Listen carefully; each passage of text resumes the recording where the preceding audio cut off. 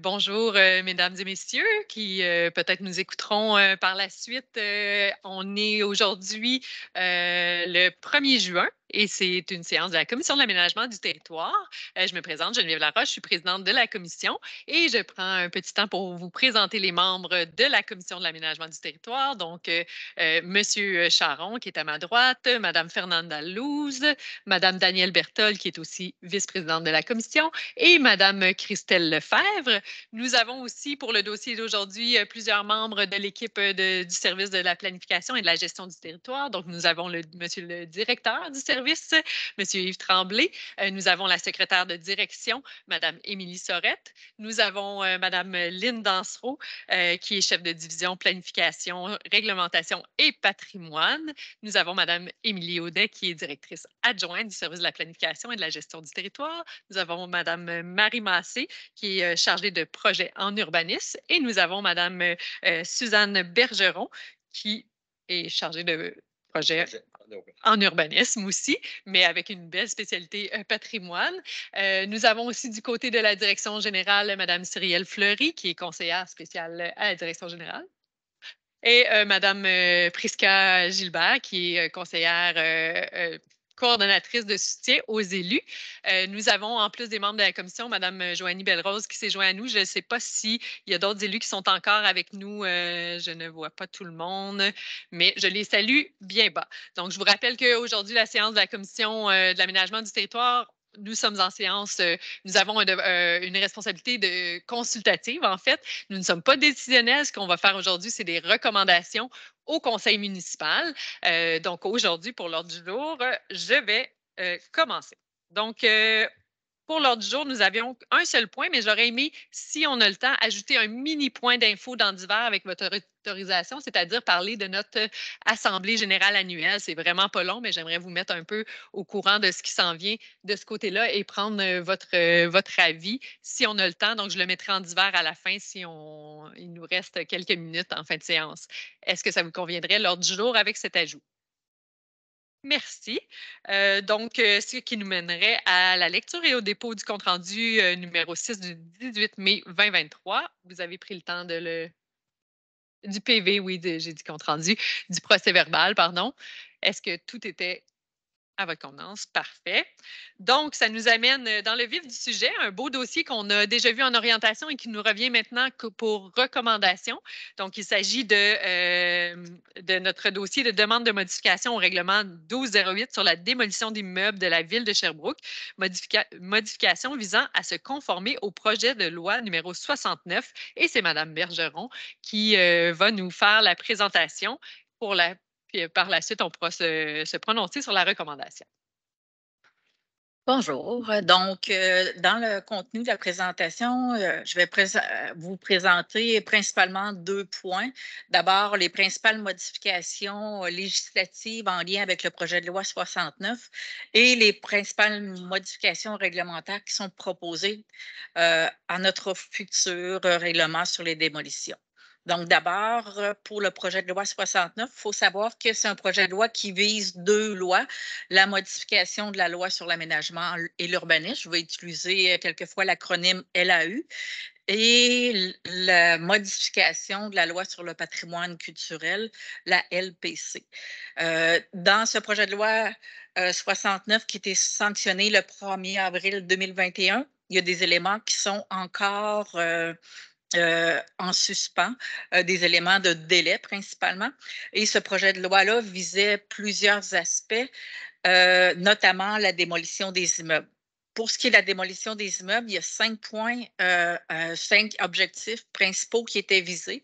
Donc, je vous les lis. Proposer des pistes de solutions intéressantes quant à la démolition des immeubles, surtout les immeubles patrimoniaux, guider davantage les comités de démolition afin qu'ils prennent des décisions éclairées en matière de patrimoine, prévenir les déficits d'entretien des immeubles patrimoniaux et les cas de démolition par abandon, favoriser la participation citoyenne, harmoniser le régime de contrôle des démolitions sur l'ensemble du territoire québécois.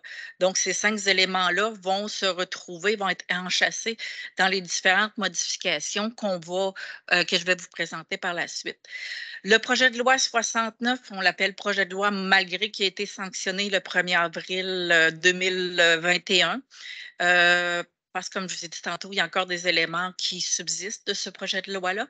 Donc, depuis le 1er avril 2023, donc récemment, toutes les municipalités du Québec ont l'obligation d'adopter un règlement de démolition ou de mettre à jour leur règlement existant conformément au projet de loi 69 afin d'y inclure minimalement des dispositions applicables aux immeubles patrimoniaux. Qu'est-ce que c'est les immeubles patrimoniaux selon la définition de la loi sur l'aménagement et l'urbanisme? C'est un immeuble cité, comme par exemple la gare, nos 2 anciennes gares. C'est un immeuble situé dans un site patrimonial cité, par exemple nos bâtiments au parc du domaine Howard. C'est un immeuble construit avant 1940 et inscrit dans un inventaire des immeubles adoptés par la MRC et qui présente une valeur patrimoniale. Donc, je reviendrai plus tard sur ces 3 éléments-là. Donc, il y a 2 éléments. Il y a 2 éléments là-dedans, des éléments obligatoires qui visent principalement les immeubles patrimoniaux et des éléments facultatifs qui visent les autres immeubles.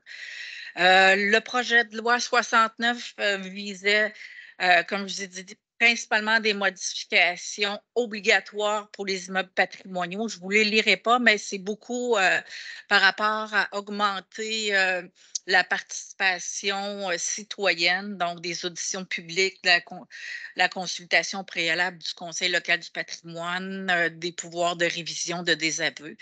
Il y a aussi des changements applicables à tous les immeubles. Je ne vous les lirai pas principalement parce qu'on va plus loin que le projet de loi 69 et je vais porter plus d'attention aux modifications qu'on vous propose dans le règlement. Donc, il y a aussi des changements applicables à tous les immeubles, de nouveaux critères, des auditions facultatives et autres. Encore une fois, je ne vous les lirai pas parce qu'on va plus loin à ce sujet-là. Le projet de loi 69 il est venu aussi ajouter par rapport à la démolition des immeubles une mesure transitoire. Donc, depuis la sanction du projet de loi 69, le 1er avril 2021, on a l'obligation d'envoyer un avis d'intention au ministère de la Culture pour tous les immeubles construits avant 1940 qu'ils fassent l'objet ou non d'un inventaire. Donc, et il y a un délai de 90 jours pour recevoir l'autorisation ou plutôt l'avis du ministère. Comme je vous ai dit, il y a des contenus obligatoires du règlement à interdire la démolition de tout immeuble sans l'autorisation du comité, prescrire les procédures d'autorisation, de nouveaux critères pour toutes les demandes et des critères d'évaluation propres aux immeubles patrimoniaux. Et il y a aussi l'obligation d'avoir un comité de démolition. Des dispositions facultatives, je ne vous les lirai pas parce qu'on va vraiment plus loin par rapport à ça. Et le projet de loi 69 est venu aussi modifier légèrement les 6 critères qu'il y avait déjà dans la LAU, mais il est surtout venu ajouter 4 nouveaux critères et 4 nouveaux critères d'évaluation qui visent les immeubles patrimoniaux, donc l'histoire de l'immeuble et sa contribution à l'histoire locale, son degré d'authenticité et d'intégrité, sa représentativité d'un courant architectural particulier, sa contribution à un ensemble à préserver. Donc, ces 4 critères-là, c'est des nouveaux critères et doivent être évalués lors de toute demande d'immeubles patrimoniaux qui vont au comité de démolition. Il y a aussi, comme je te dis, de nouveaux éléments en lien avec la participation citoyenne, donc avis public et audition publique obligatoire pour les immeubles patrimoniaux, vraiment dans le but d'avoir une meilleure prise de décision en amont pour permettre de faire évoluer ces projets-là de manière plus transparente et avoir une meilleure acceptabilité sociale. Le traitement d'une demande d'autorisation pour un immeuble patrimonial se divise en 8 étapes, beaucoup plus exhaustif que ce qu'on avait avant. Donc, il était ajouté une consultation du Conseil local du patrimoine à l'étape 4, obligation d'avoir une audition publique, puis il y a des pouvoirs de révision qui existaient déjà, mais il y a des pouvoirs de désaveu de la MRC. Dans notre cas, ça ne s'applique pas vraiment puisqu'on est une ville MRC, mais pour toutes les municipalités du Québec qui ne sont pas dans notre situation, c'est une nouvelle étape qui s'ajoute. Donc, si on en vient au règlement lui-même, le projet de règlement de démolition de la ville de Sherbrooke, on a choisi de présenter 4 catégories d'immeubles.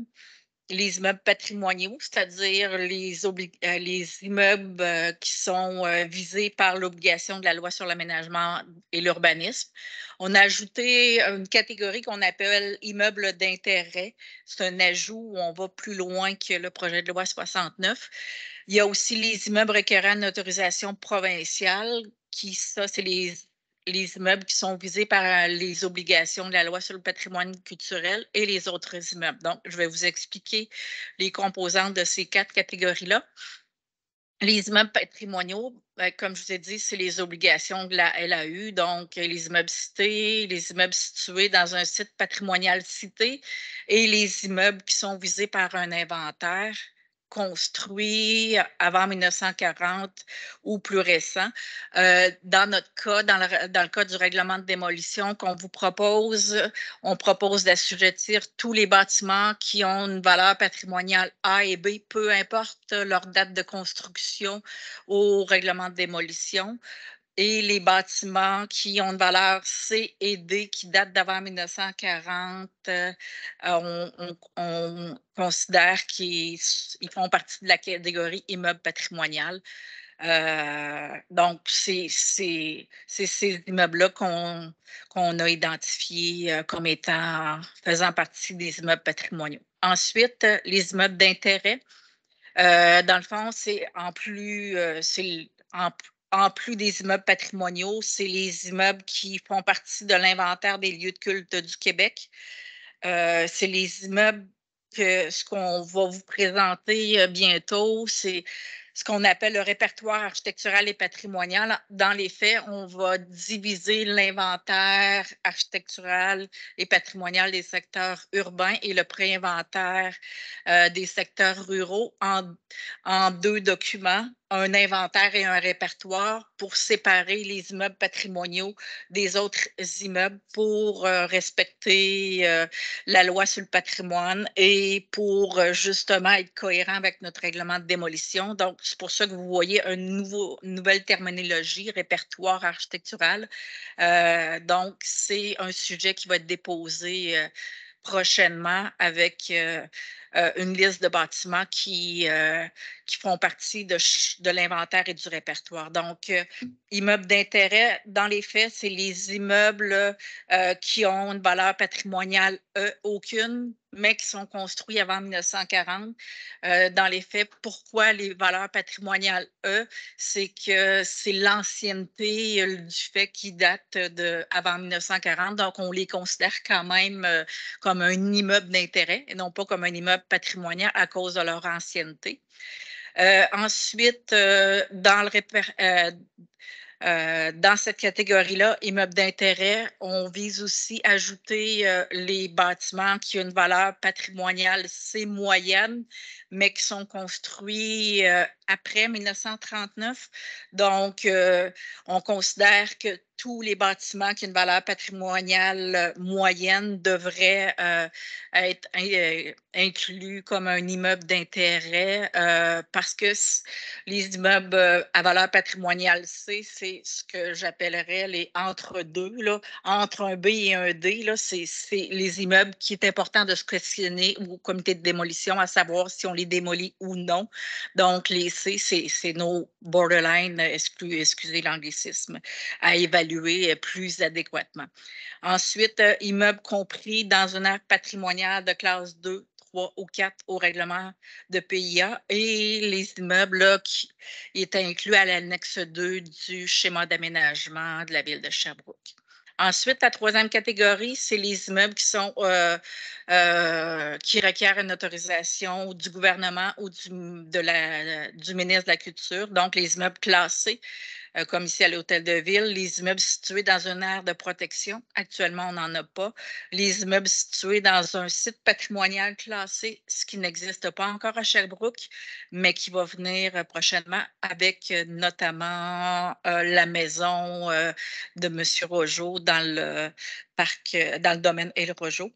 Et ensuite, un immeuble situé dans un site patrimonial déclaré, ce qui n'existe pas encore à Sherbrooke. Ensuite, la dernière catégorie, c'est les autres immeubles, c'est-à-dire les immeubles qui ne font pas partie des immeubles patrimoniaux, des immeubles d'intérêt ou des immeubles requérant une autorisation provinciale. Donc, la majorité des immeubles du territoire.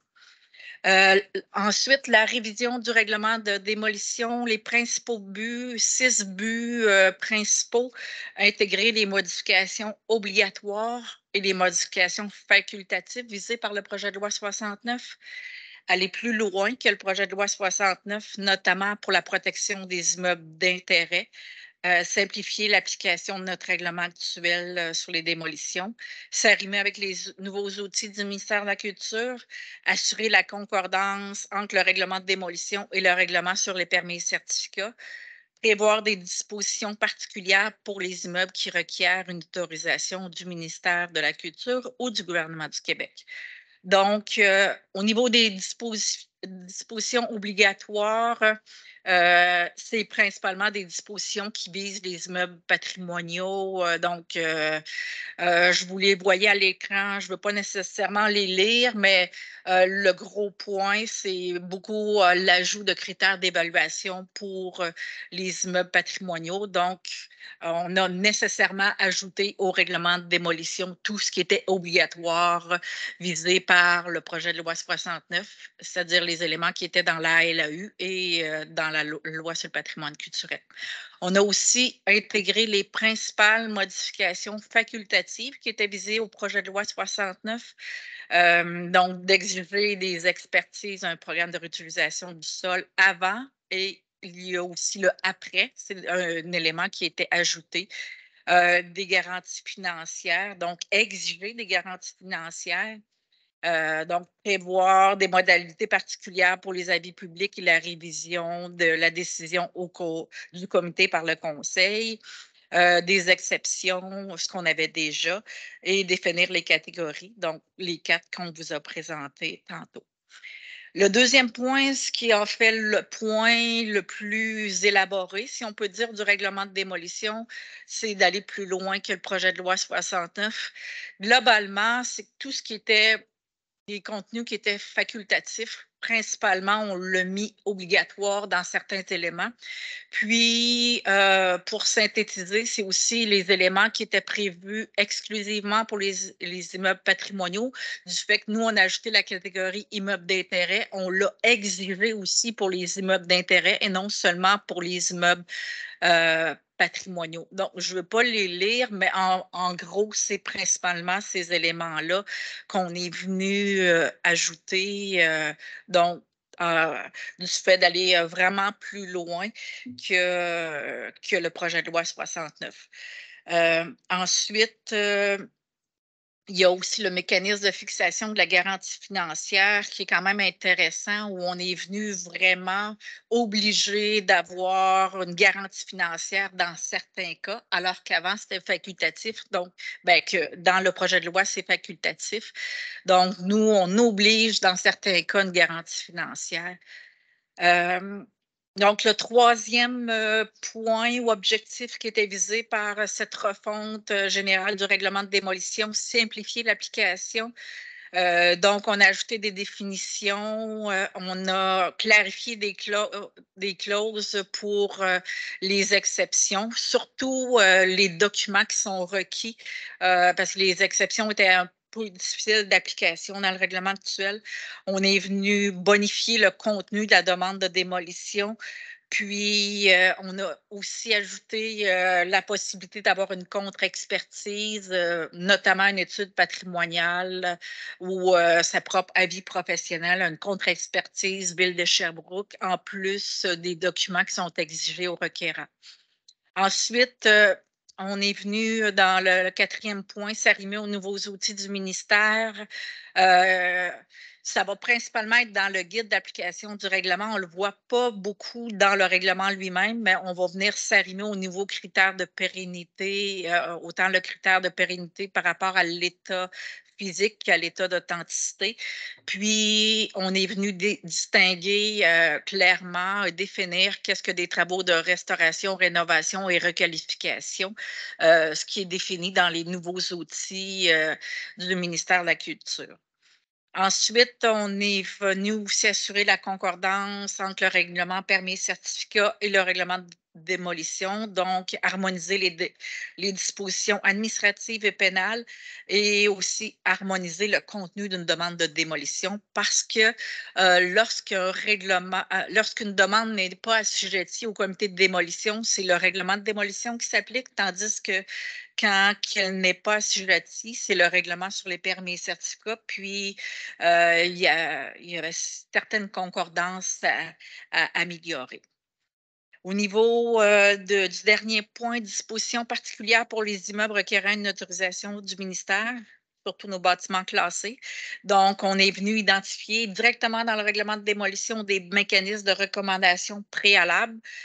Normalement, les bâtiments classés exigent une autorisation du ministre de la Culture et des Communications. Donc, on est venu identifier un chapitre qui vient préciser le mécanisme de recommandation. Donc, c'est une étape préalable.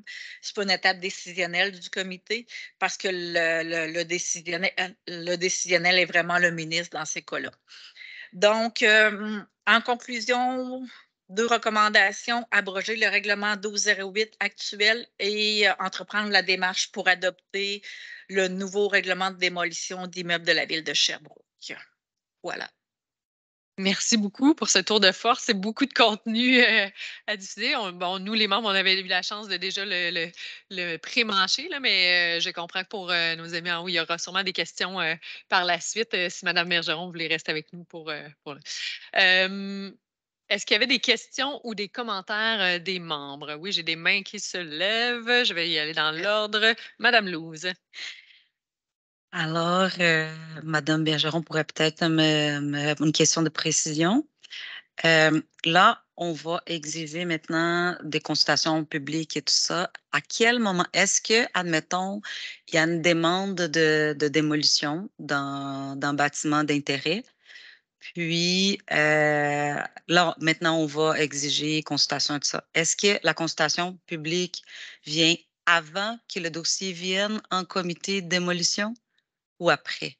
Est-ce que ça avait déjà été réfléchi? Ben, en fait, les étapes, là, il y a on appelle ça une audition publique, non pas une consultation publique. Donc, c'est l'audition. l'audition publique. Ensuite, l'avis préalable du CLP, le Conseil local du patrimoine. Ensuite, la décision du comité de démolition. Donc, c'est les étapes et c'est dans les cas des immeubles d'intérêt et des immeubles patrimoniaux que ces étapes-là vont devoir être franchies.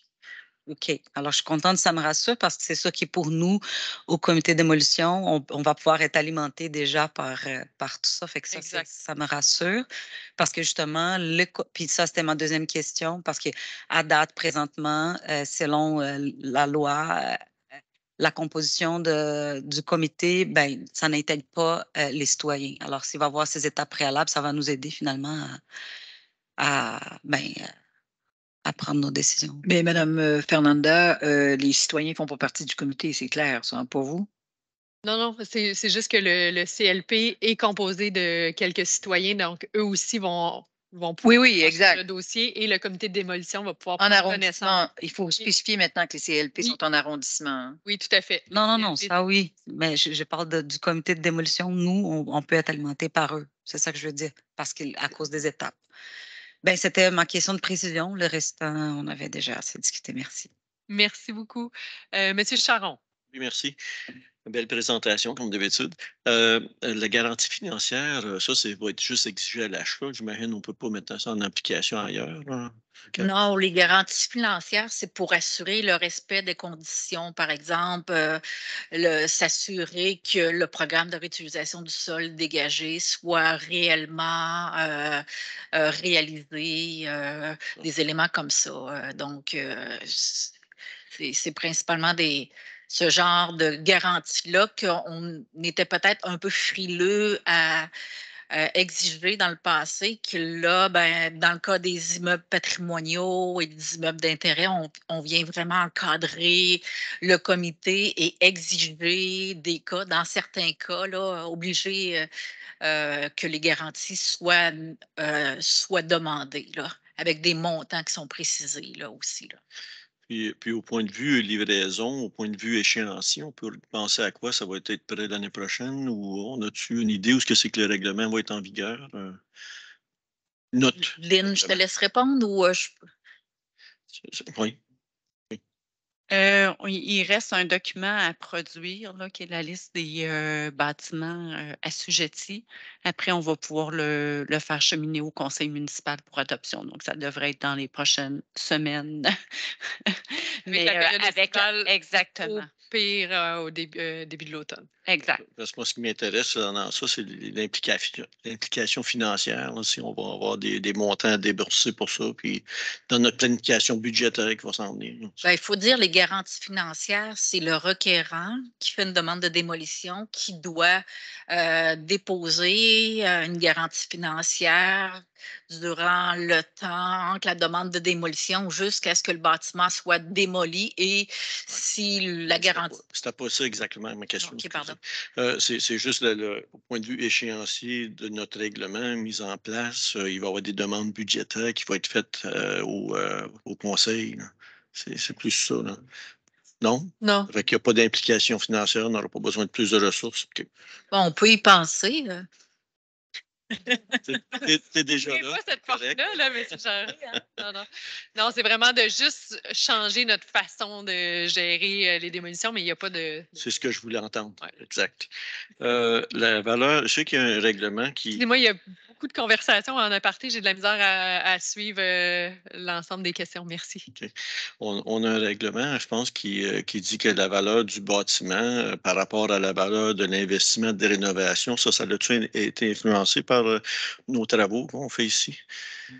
Vous parlez des exceptions, l'actuel règlement de démolition qui vise une exception par rapport à la valeur. Quand Oui. la valeur. Cette exception-là est complètement modifiée, puis on est venu préciser aussi où le requérant devra nous fournir des avis professionnels pour qu'on puisse justifier et bien évaluer cette valeur-là. Donc, ça va être encore, le règlement est encore là, mais on va demander plus d'informations. Oui, au niveau des exceptions qui existaient déjà au 1208, on les a revues complètement bonifiées et on a surtout ajouté des documents que le requérant devra nous fournir comme preuve à l'appui de présentation d'une exception là, pour vraiment bien encadrer ces exceptions-là. Okay, merci. Il y avait un complément de Mme Darfo. Oui, juste un petit complément. Les avis professionnels, avant, on en exigeait souvent, mais on ne disait pas qu'est-ce que devaient contenir ces avis professionnels-là. Fait que c'était toujours un peu du n'importe quoi. Excusez-moi, c'est tout à fait la bonne expression, mais là, on vient vraiment définir chaque avis professionnel là, dans chacun des cas, qu'est-ce qu'ils doivent contenir. Merci pour la précision. Ça allait pour M. Charon. Donc, Mme Lefebvre. Oui, mais moi aussi, j'avais une question sur les exclusions parce que, tu sais, toute la démarche là, qui est proposée, il y a comme plusieurs étapes, donc ça peut être long. Tu sais, dans un enjeu de sécurité ou de choses comme ça, est-ce que J'imagine qu'il y a une Comme si évaluation jamais il y avait eu un d'urgence ou un truc qu'on pense qui va s'écrouler. Ouais. Ben, il faut dire Patrimonial, il y a quand même un risque. faut dire que depuis le 1er avril 2023, malgré que notre règlement ne soit pas encore adopté, on a l'obligation de respecter la loi sur l'aménagement et l'urbanisme. Donc, même si notre règlement 1208 n'est pas à jour, on applique quand même les dispositions de la loi sur l'aménagement et l'urbanisme. Notamment, on n'a pas le choix d'assujettir les immeubles patrimoniaux au comité de démolition. Et dans ces cas-là, aucune exception n'est possible. Donc, Même en cas de risque. non, aucune exception. Ah Tous les bâtiments, tous les immeubles patrimoniaux doivent être assujettis au comité de démolition. Aucune exception. Et Ça donc, veut dire qu'il peut y avoir des mesures de sécuriser le site, mais il n'est pas démoli. par exemple. Exactement. Ah ouais, d'accord. Comme Ou accélérer Wellington, il y avait les un rencontres. risque à un moment donné sur la corniche, mais on sécurise. C'est ça. Mais Ben là, c'est pas visé par une démolition. Exactement, Je veux dire, non, je ne veux pas créer un.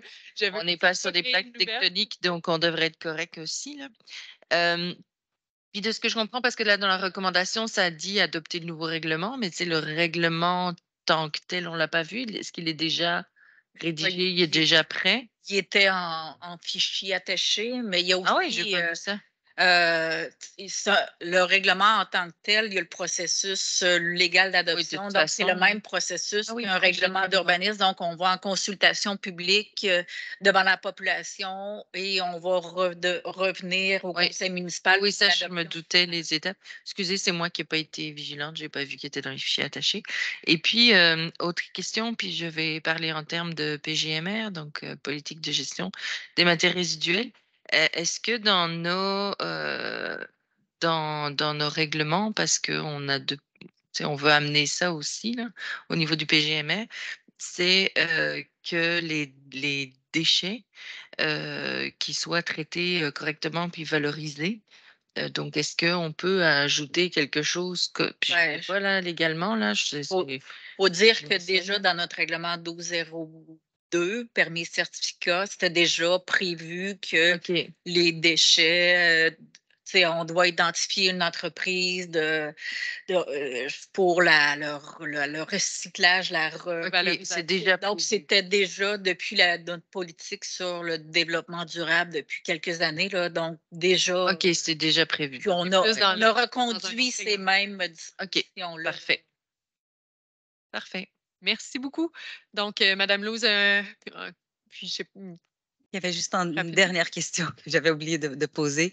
Là, il y a le point qui parle de l'exigence de présenter le projet d'occupation au sol avant que ça passe en comité de démolition. Je pense qu'il y avait déjà de toute façon ça. Mais là, il y avait quelque chose qui avait été, si on peut revenir au PowerPoint, en tout cas, par rapport à ça, quelle exigence de plus qu'on met maintenant? Parce que c'était dans les différences de ce qu'il y avait avant là, pour le PowerPoint. Ouais, je ne comprends pas votre question. OK. Quand c'est un immeuble d'intérêt ou patrimonial qu'on va démolir, là, on exige qu'il montre le projet d'occupation au sol post-démolition et que ça vienne déjà prêt avant le comité de démolition. C'est ça. Ça, c'était déjà comme ça avant, mais là, ça avait été présenté comme si on exigeait une chose de plus. Je voulais juste ça. C'est juste la garantie financière. Ben, en vrai, c'est ce qui est ajouté dans le projet de loi 69, c'est que le programme de réutilisation du sol peut être présenté après à certaines conditions. Dans notre cas, pour les immeubles patrimoniaux, on n'est pas allé vers ça. Là, donc, vite comme ça, je ne me souviens plus c'est quoi les conditions. Là. On a permis cette possibilité-là, là, mais on l'a restreint vraiment beaucoup, là, la possibilité de présenter le programme de réutilisation du sol après la décision. Là, possibilité-là a été ajoutée principalement pour que le requérant n'ait pas à défrayer des frais d'honoraires professionnels de réalisation de plans pour s'il ne sait pas si le bâtiment va être démoli ou non. Là. Ah, je me Donc, demande si c'est une bonne idée par rapport à l'acceptabilité sociale. Parce que sérieusement, le dernier dossier qu'on a eu, là, c'était beaucoup ça. Tu sais, les gens, ils veulent de plus en plus, soit, puis peu importe, là, même quand il n'y a pas de démolition, mais tout ce qui touche les immeubles d'intérêt ou de patrimoine, s'ils ne savent pas c'est quoi qu'il va avoir à place, c'est sûr que les gens vont s'opposer. Fait que je me demande si. Il faudrait juste savoir parce que là, on dit que c'est dans des cas très exceptionnels. Fait que c'est dans quelles conditions qu'on les permet? Par cœur, je me souviens plus, mais de mémoire, les bâtiments d'intérêt et patrimoniaux, on n'a pas autorisé cette possibilité-là, mais on pourra vous revenir sur la réponse par rapport à ça. Là, Ma question, c'était par rapport à ce qu'on avait déjà. Qu'est-ce qu'on exige de plus? Parce que j'avais compris qu'on exigeait quelque chose de plus quand j'ai lu le.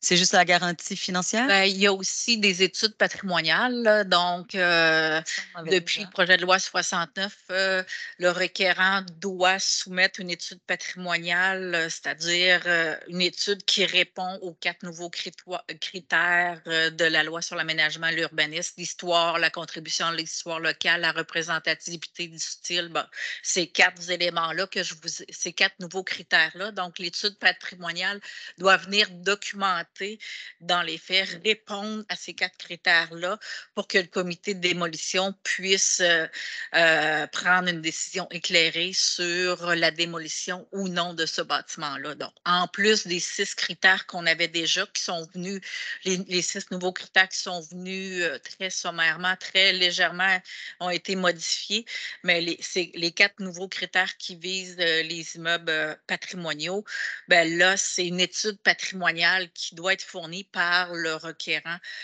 qui est exigé. C'était une possibilité. Nous, on l'a inclus comme une obligation dans le règlement pour les immeubles d'intérêt et les immeubles patrimoniaux. C'était juste la dernière. Puis là, comment ça s'intègre? Admettons, là, maintenant, dans un contexte où des fois, les démolitions, ils viennent donner place à un nouveau développement, hein, en contexte de réqualification, pénurie de terrain, etc. Fait que là, si, admettons, c'est aussi une demande de changement de zonage, ça s'intègre où dans le temps, admettons? Justement, est-ce que tout ça vient avant une demande de changement de zonage ou après? Vous avez une réponse plus précise? Il faut que le programme de réutilisation du sol dégagé doit être conforme à la réglementation applicable. Donc, j'en déduis que s'il présente un projet non conforme, la réglementation doit être modifiée pour passer après devant le comité. Fait que là, dans ce cas, il y aurait une il modification arrête, il fait réglementaire une demande de avant. changement de zonage, puis après, il vient avec le nouveau projet. Exactement. D'accord. Le cas de Firmin Campbell que vous connaissez. Oui, exactement, c'est lui que j'ai en tête. Je pose ces questions. Le pourquoi de la demande de modification zonage est présenté en amont de la demande au comité de démolition. Donc, ça n'a pas changé. C'est par rapport à ce qui est présenté dans le projet de loi 69. Merci. Ça répond bien. Est-ce que Mme Berthold, avant de quitter, vous vouliez donner un petit mot? Est-ce qu'il y a quelque chose? Ça va. Ça vous va? Ça vous Ça. convient? On l'avait bien vu. Parfait. Donc, à la lumière de tout ça, moi, je peux juste dire que je suis très heureuse qu'on se donne des leviers supplémentaires, notamment, oui, les immeubles patrimoniaux, mais aussi les immeubles d'intérêt. Donc, on sait qu'on on veut limiter les démolitions. On ne veut pas qu'il y ait des démolitions quand on peut les éviter dans des secteurs où on a besoin de conserver nos immeubles puis nos logements. Donc, bien heureuse de ça. Est-ce que tous les membres étaient favorables à ce qu'on aille d'avant avec les modifications, donc les 2 recommandations qui étaient nommées, donc d'abroger notre règlement actuel et d'y aller avec ce nouveau règlement? Oui, c'est positif à l'unanimité. Donc, Merci beaucoup. Là, je voulais vous dire juste un petit mot. Je vais le faire très rapidement sur l'Assemblée générale. Vous savez que toutes les commissions ont une Assemblée générale annuelle à planifier. On avait le choix entre juin et septembre. Pour des raisons évidentes, il ne reste qu'une commission avant l'été, qu'on a beaucoup de dossiers. Nous vous proposons, là, on a fait un premier brainstorm, nous vous proposons de faire ça en septembre lors d'une séance déjà planifiée, donc le 21 septembre prochain. Il fallait penser aussi à un lieu pour la tenir parce qu'on voulait être à l'extérieur des murs ici de l'Hôtel de Ville, ils sont plutôt froids. Et là, on a fait des approches et on vous proposerait, si ça vous convient, d'aller dans le quartier Humano District, donc dans le secteur, dans le couvent. Donc, ça nous permettrait, je pense, de faire des beaux ponts avec beaucoup de dossiers qu'on a vus pendant la dernière année, c'est-à-dire des dossiers de patrimoine, de densification. Puis en même temps, on permettrait de faire une petite visite aussi du couvent à l'intérieur de l'Assemblée générale, des différents projets aussi qui s'en viennent de ce côté-là. Puis l'Assemblée, bien évidemment, c'est le temps de faire un bilan, mais aussi de questionner les gens sur comment ils perçoivent le travail de la commission, comment on pourrait s'améliorer, mais aussi ce qui s'en vient en aménagement du territoire. Fait que ça, on pourra en reparler ensemble, mais je voulais juste avoir votre aval pour ces éléments-là, si ça vous convient qu'on continue à travailler dans ce sens-là. Ça vous va? Parfait, fait que je vous reviendrai avec plus de détails pour la suite. C'est ce qui mettrait fin à notre séance. Alors, merci beaucoup à tous les intervenants, intervenantes, aux membres de la commission. Et à la prochaine, la dernière séance sera le 15 juin, jeudi matin à 9 h. Merci.